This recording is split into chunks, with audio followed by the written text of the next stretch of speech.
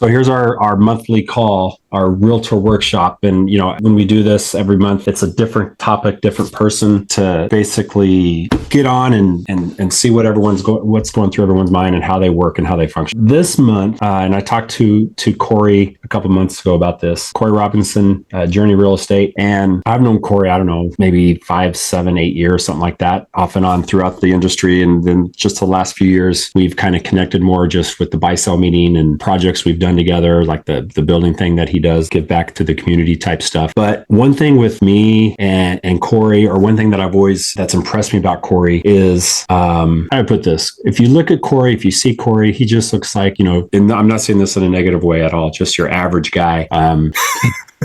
He's just Corey, right? But there's so much more to him. The more I get to know him, the more I see what he's done and the quote unquote journey that he's taken in real estate. I just thought it'd be really good for everyone to listen to this story. I mean, this is new to me too. I don't know how he got going with all this or whatnot, but I wanted to just really pick his brain and see how he, got into the real estate and went from a realtor to, running Journey Real Estate and building a team and kind of just plunged in. So that's what I want to do today, because he's thriving. I mean, every time we have our buy-sell meeting, every month he's in there and we go around the table and he's, whenever they present their listings, he's got a handful of listings that are coming up. Excuse me. So while there's some people out there that are just kind of quote unquote crushing it, others are kind of struggling. Not to say, it is what it is. The market is the market, but I wanted to see how Corey does it and what goes on in his day-to-day in his mind. So anyway, welcome, Corey. Glad you're here, man. Yeah. Thanks for having me on. I love the agent collaboration. And it's funny you say that because from an outsider, it's like you're crushing it. In my mind, I'm like, man, there's so much room for improvement.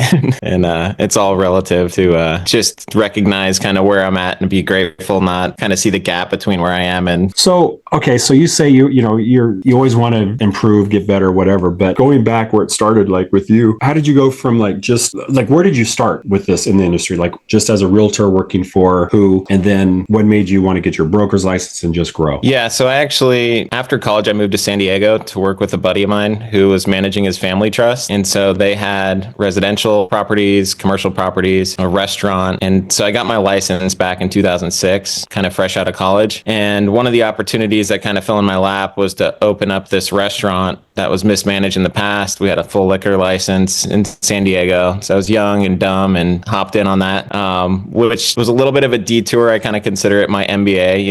At 25, I had like close to 30 employees. Wow. Working around it was a breakfast house that we turned into a sports bar. So we'd have like the breakfast crowd in the morning, UFC fights at night, football Sunday. Damn, that sounds like fun. That sounds cool. Just thinking about it. It was fun for that chapter in life. I was never in love with the restaurant industry. I grew up in my parents' restaurant actually in Colorado.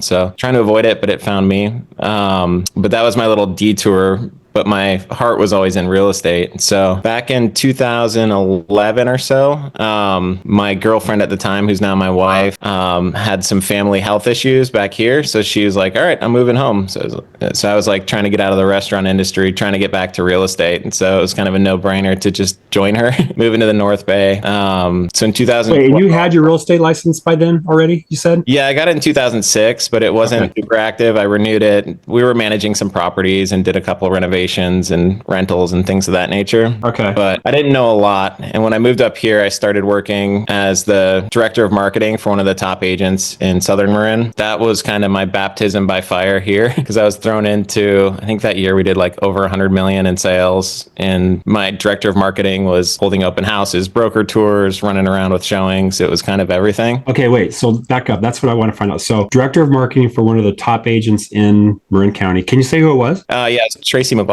Okay, Tracy. Okay, so you were director of marketing for her team. So that consists of, you said, flyers, open house stuff, just getting all that stuff together? Yeah, I had no idea what it meant coming in, but it was just kind of everything. It was myself and one other gal running around, meeting inspectors. So it was a great opportunity to meet a lot of the people I'm still interacting with today.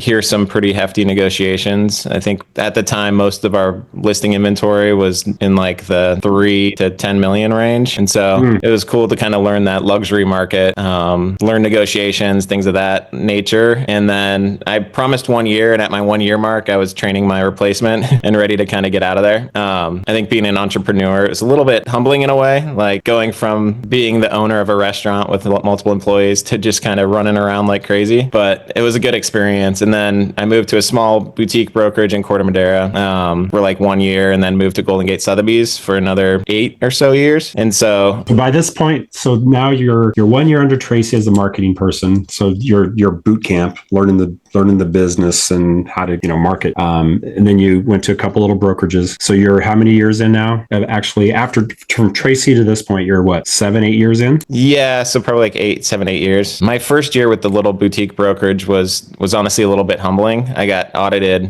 that year for my taxes because my income went down so drastically. Oh, so wow. I'm not the story of the guy that comes out swinging. Double slap in the face. Your income decreases. Yeah. So okay. I was sitting there with him. I'm like, why am I here? Like, what are we talking about? And he's like, well, it was flagged because your income was so much lower than previous years. So that was, out of the gates. My wife was working in mortgage, actually. I was in real estate. So she was carrying the burden. I was also being bought out of my previous restaurant. So it was like a little bit of a easing in period, thankfully. But then we had our first daughter, and my wife was juggling, trying to handle nap time. She was like the right hand to a heavy mortgage producer in San Diego. So she was just stressed out of her mind. And then that's where we ripped off the Band-Aid and said, like, you be mama bear, I'm gonna double down on my career. And it was when my career just started taking off. So it's kind of like one of those things that I thought I was doing the work until I actually had to do the real work, going to broker tours, doing things like that. But I wasn't consistently making calls, connecting with the community. And my career took off once there was like a serious pain point and knowing we have bills to pay. My wife's switching to mama bear mode. We have a young, 1-year-old at the time. So yeah, that was kind of how I got going. And each year became better than the last, just kind of snowballing, showing up, working a pretty rigid schedule Monday through Friday, holding open houses on the weekends. So just real quick, so you're doing okay as a realtor, just doing the transactions. Excuse me. You decide to basically burn the boats or push in all your chips and just go for it. And so what does that mean when you say just go for it? Just you're gonna start your own company, your own broker. That's what you wanted to do because I mean the go for it point was long before starting my own brokerage. So that was kind of when I was with Sotheby's back in the day. Okay. And to me that meant holding every open house possible, sitting in the office with other people that are doing more work than I am and listening to phone conversations, hearing negotiations take place. And gradually, like, it starts, I think, naturally in our industry with a lot more buyers. And over time, it progresses to more balance with sellers and buyers. But that was kind of my runway. And each year with Sotheby's became better than the last. And clients became repeat clients, working mostly by referral. And then in 2020, it was around Christmas time, I received a bottle of wine from a company that was like basically suggesting I could build my own company and my own brand. And I was not looking to make a move, but the more I thought about it and more I looked at like the financials, and it just seemed to make a lot of sense. 2020, I started Journey Real Estate, and that was part of my decision is always like financially, right? Well, how can I support my family? How can I build wealth? And then the other part is like what brings me energy. And for me, it was exciting to like build something I could put my name to. I was a Brian Buffini guy back in the day. I coach with Tom Ferry now, but Brian used to always tell stories about his family who's, painting contractors, and his dad would always say, can you put your name to it and like make sure you're doing quality work? And I saw a pretty wide spectrum of people doing business in very different ways. And I'm attending all these conferences, I'm listening to podcasts in my car, and I'm like, how can we create a culture that I can bring more people up with me? Kind of taking in all these resources. How can I share that with agents and provide opportunities that maybe I didn't have coming in, and also get some leverage back? Because once you have multiple listings, it's tough to, host open houses and get to every showing. And so for me, it was like a financial play and also like a leverage play to start Journey a few years ago. And then my vision after starting has changed a little bit too. I think coming in and starting your own team or brand, it's just kind of like more is more. You want to add people in, and then you understand that comes with layers of admin, that comes with expenses for tech. It comes with more got-a-minute calls. And so I kind of put a halt recently on like trying to grow just to grow, but just rather than that, finding really good culture fits, people I want to be around, kind of a good work family, and people who are growth minded, willing to learn. And yeah, it's been great. We have a great group now. How many agents do you have now? There's myself and 6 others. So, 6. Okay. Yeah. And then we have a full-time ops manager, and a virtual assistant. So we run pretty lean, but yeah, it's been great. So what's one thing with your team that you require from them, would you say, like most of your agents? Or is it one of those, because, I mean, we're all self-employed, whatever, and it's kind of one of those things, but is it one of those, do you have a non-negotiable with your agents that you guys, I really want you to do this if you're going to be part of Journey Real Estate? Yeah, I think just being growth minded is like the most important thing. There's a lot of people that are stubborn and kind of set in their ways, but this industry clearly is changing every single day, as we're hearing, now with clear cooperation, the changes through COVID, the new forms for buyer showings. And so if you're not willing to have a growth mindset and being willing to adjust and pivot, you're probably not a fit here, because things are just changing every day. And we also, we have a set of core values that is what I learned is kind of what we hire and fire to. So I had a gal join a few years back, and it was more of like a referral agent role. But one of the things she said when we were working on a referral deal, like she was like, I can con anyone into anything. And I was just like, whoa, we're not here to con anyone into anything. And the core value of like client's best interest first always like popped into my head immediately. I'm like, we can't work together anymore. So we had to like kind of part ways. Who is that? I'm just kidding. No names on that one. But yeah, so we have core values. Like we are a team. We hustle, work hard. I have it written on my board here. We are growth minded. We choose a positive mindset. We hold ourselves accountable, and we put our clients' interests first. And so that's kind of foundationally what I announce to the team when they come on, what we teach, kind of the way we operate here. Do you see yourself doing anything different than other brokerages? There's not a lot of, I mean, there's, smaller teams out there, smaller brokerages, but what do you see that you guys do differently than others, than other places you've worked? And not that it's better or anything like that, just different. Yeah, I think for us, having sat in on several sales meetings over the years, a lot of what I heard previously was more of just strictly like contractual, don't sue me kind of information being shared. And everyone held their cards a little bit more close when you're in a big room with 60 people. Whereas when we're having our team huddles, we're sharing wins, challenges, commitments. And then I go through my business. We each touch on our current transactions, and we're sharing what hurdles we have to overcome, how our pricing, price reduction conversations going. It's really hands-on battlefield training. And my goal is to shortcut the path for the team agents by hearing what's going on, how we're approaching negotiations with multiple offers, and what's really working out there. So what I'm trying to build here is more of a culture of like real life applicable trainings and sharing and experiences, and then supporting each other personally too, because there's times where we have a team member right now and her mom is sick and she's needing to travel a lot. And so that's where it's nice to have someone to fall back on and be like, hey, we got plenty of bandwidth here. If your clients need showings, that's where this kind of like team ridge model comes into play, because we're all here to support one another, even though we're running our own independent businesses under the Journey umbrella. Hope that makes sense.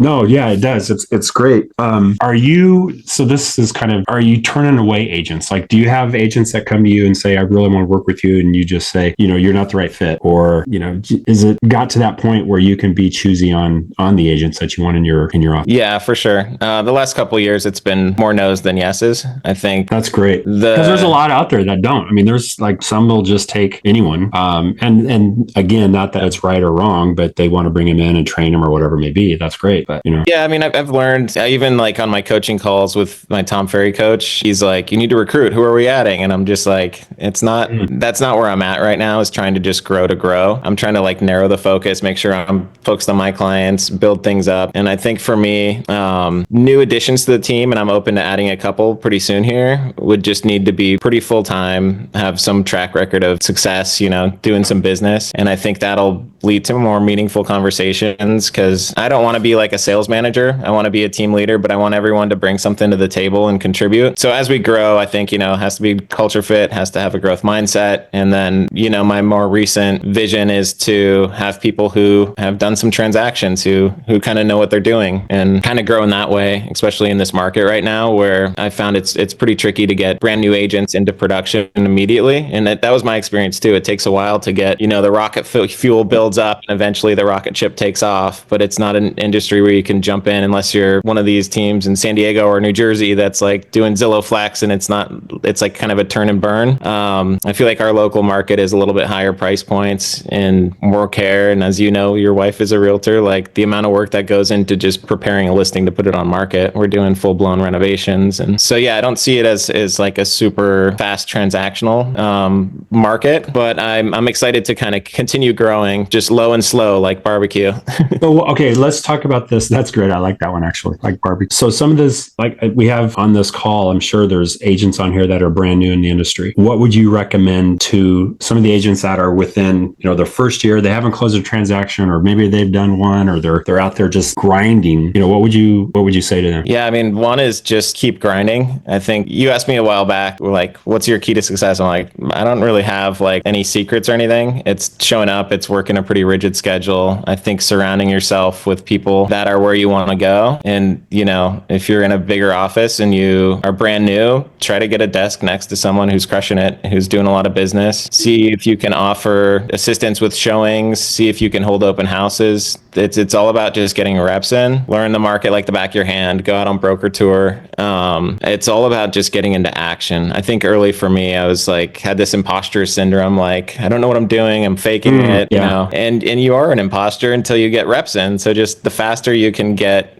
reps, the more showings you can have, you build confidence through the action. So my advice would be just to jump in. You hold a great buy sell meeting, like everyone should be attending that, learning inventory, meeting agents, and the relationships within the industry. It was kind of a blind spot for me early on too. I was like, I need just clients, and I felt like agents were holding their cards close. Now I realize that a lot of agents and the best agents are very collaborative. So we're sharing ideas, we're sharing how many offers did you get on this listing. We're like really working together, and it's agents from all different brokerages to collaborate and just learn with one another. And I'm learning, that much more business takes place with more communication, and the more that you can work with the other side. I'm always just surprised when I'm working with agents and I like have a listing and receive an offer out of left field. I'm like, who is this like person? Have they showed the house? I haven't heard anything from them. Yeah, right.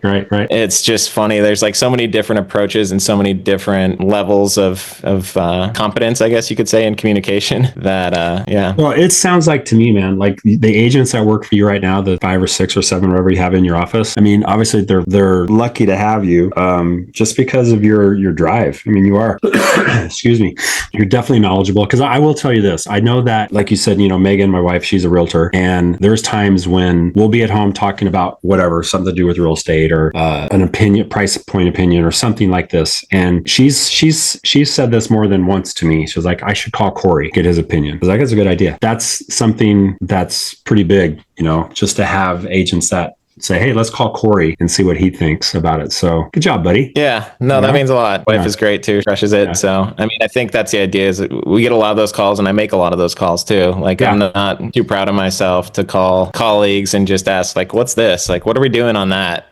It's, there has to be like a genuine curiosity, I think, to keep growing. For sure. All right. So 2 more things I want to ask you, then we'll get off here. One, what's your goal with Journey? I mean, do you want to just stay Marin? You want to expand, or what's your, 1 year, 2 year kind of plan here? Yeah, I think my 1 to 2 year plan is to keep it relatively small, add a couple new agents, and just stay focused and kind of, I feel like the market we're in right now is not one where we're necessarily going to have like the best years of our careers. We're going to try, but it's more of like the more you can show up now and the more you can provide value to your clients. It's kind of a market share play. So and then rates get down a little lower, I think that you'll come out looking pretty darn good. Right now, I'm viewing it as trying not to beat myself up because I'm not having the same production as I had during COVID, 2021, 22. But at the same time, just staying like really plugged in. There's also so much noise out there right now with the media and the Zillow's doing this and Redfin's doing that. And it's just like the consumer has never been more confused. And candidly, it's like confusing. Oh, it's crazy. You're absolutely right. And so the goal for me is to always just kind of cut through the noise and add some clarity to what people are hearing, because I think there's a lot of people just living with a ton of fear right now. And the more that we can like create the narrative and share, like the Marin housing market and the Sonoma housing market is performing much differently than the stock market. or the national news headlines. And so I think it's a matter of just providing clarity around what's working out there, Yeah. helping people make really, really well-informed decisions. Went on a little tangent there. What was the question again? No, just your goal, your 1 to 2 year goal, Oh, where you want yeah. to be, where you want to take Journey. So Yeah, and I mean, as you forwardcast that a little bit, you met my brother Trey. We golfed yeah, together, but he was my sidekick for like 2 years, and he moved to Colorado. He's starting his career there. So like our big, hairy, audacious goal is to open up a branch up in like the Colorado area, and that's been postponed a little bit. I think he's gaining some traction, but ultimately, like I'd love to do business there, do business here, spend a month there in the summer, a month there in the that would be winter. huge. What a great goal. Plus, you guys, if you don't know, like Corey, well, we're both from Colorado, but Corey's from Aspen area, so it's like like different, beautiful there. So Aspen, Snowmass, that whole area. So if you could do real estate there, that'd be great. Yeah, I know the price points there are nuts. Last I checked, like the average price point in Aspen was like 9 million. Like you sell a couple houses, you're golden there. Oh my gosh, yeah. All right, one more question, then we'll let everyone go get on with their day. All right, Corey, if you could put something on a billboard, you're driving down the 101 and there's a big billboard, and you could put anything you want on it. It could just be a picture, it could be a saying. It doesn't have to be work related, business related, personal, whatever. What would you put on a billboard? That is a good question. You should have sent this to me before the chat. A couple of things come to mind. One is like our buddy Arjun has LFG Society, so it'd be like LFG, like Yeah, let's fucking okay. go. Or kind of ripping off. We're partnered with Real Brokerage right now, and their theme is work hard, be kind. I think we're living in a place where a lot of people are stressed out and they're projecting their stress on other people. So like it seems like everyone's just kind of a little bit more rude, a little bit more hurried these days. So I think just the be kind piece is a good reminder that regardless of whether you're a Republican or a Democrat, I think we really have a lot more in common than differences. I think we can all agree on about 95% of we want our family safe, we want our family healthy, we want the economy to do well. Like there's a lot more common ground than we think. And I think just to remember that, we're all in the same community and to be kind to one another. Absolutely. Perfect. Sounds I love that. Foo-foo, but no, it's good. It's good. No foo-foo. That's good. Good job, man. All right. So listen, before we clock out of here, does anyone have any questions, anything you want to talk about? We got about maybe 2 minutes. If you don't, I'm sure Corey won't be upset. He's got thick skin. But if you have any questions, just feel free to take yourself off mute or put it in the chat or whatever you want to do. I guess I'll ask something real quick, if you don't mind, Corey. I'm Luke. I just was interested because I remember you were saying the first year, you said it was a struggle and you kept persisting and kept persisting and kept persisting. Was it more the just day-to-day hustle, or was it truly a difference in your day-to-day approach? Like what was it the both? I'm sure it was both, but like was it the same stuff that you were doing, just staying strong, or was it a completely different process year 2 compared to year 1 in terms of what your day-to-day looked like? Like maybe go into that a little bit if you wouldn't mind. Yeah, looking back, I feel like I was maybe pretend working a little bit in the first place. Like I'd show up and I'd work a little bit. We lived in Petaluma at the time, so I was like, I got to get ahead of traffic, so I'm leaving the office at like 1 o'clock, getting home and like Sports Center in the background with my laptop, that kind of thing. And then when it's like, all right, my wife's not working anymore, now it's like go time. So I had a couple good mentors early on, which was helpful. And I think leveraging their listings, leveraging their experience, because I think getting trust out of the gates is tricky. So I would be like at open houses, just saying, hey, I work closely with Jim, like the listing agent, and leveraging their experience to kind of position myself for success. But I think that's kind of the change. I was spending like more hours in the office, learning more, and then also just focusing on outreach. So if I had my wife's friends, I'm not a native of Marin, but we'd have like our Christmas card list and I'd know where everyone lives. So I'd set up like radius searches on the MLS. And if there's a house on their street that sold, I would just say like, hey, I know you're not looking to make a move. Thought you'd be interested to learn like what's going on down the street. So like little things where you can just layer in. And that was before like social media, where now I enjoy social media too. But like anything you could do to just touch in and build rapport was kind of what I started doing. And then as many open houses as possible. So then you're actually working the buyers that you meet. So I don't think I knew like exactly what work looked like in the first year. Sure. And I did kind of redefine it, and I worked longer hours. So it was a little bit of both. Thank you for that. All right, one more question. So David put in here, how is your team getting new listings besides guys referrals from prior clients in 30 seconds? So yeah, we do a lot of I personally do a lot of geographic farming to a couple neighborhoods and have a lot of conversations going there. I also give back to the community. So like we're donating to the school at every opportunity. My wife's hosting Fun Fridays for the swim team. You're big on give back community stuff. That's great. Huge. Yeah. So a lot of giving back. We're sponsoring like a co-ed or a women's semi-pro soccer team. So it's a lot of giving back to the community and just trying to be visible out there. But I'm not really paying for leads or anything. It's more just the standard community and client outreach and make sure that we're following up with clients who have already worked with you in the past. So all right, guys, listen, if you have questions, I'm sure Corey won't mind if you reach out to him or text him or email him or whatever. Right, Corey? You're good with that? Yeah, hit me up anytime. But listen, man, I appreciate you being on here. This was good. I mean, it was good just to listen to your story. Yeah, thanks for having me. So guys, listen, have a great day. Have a great rest of the week. I got to jump off here because I got to get another call. But thanks again. Everyone got on. Thanks again, Corey. And Corey, if I don't talk to you before, I'll see you on the 1st, but sure we'll be in touch. Yeah, for sure, man. Okay. All right. Thanks, everyone. Thank you. Thanks, Aaron. Thanks, Corey. Guys. Thanks so much. Take care. Appreciate Bye, it. guys.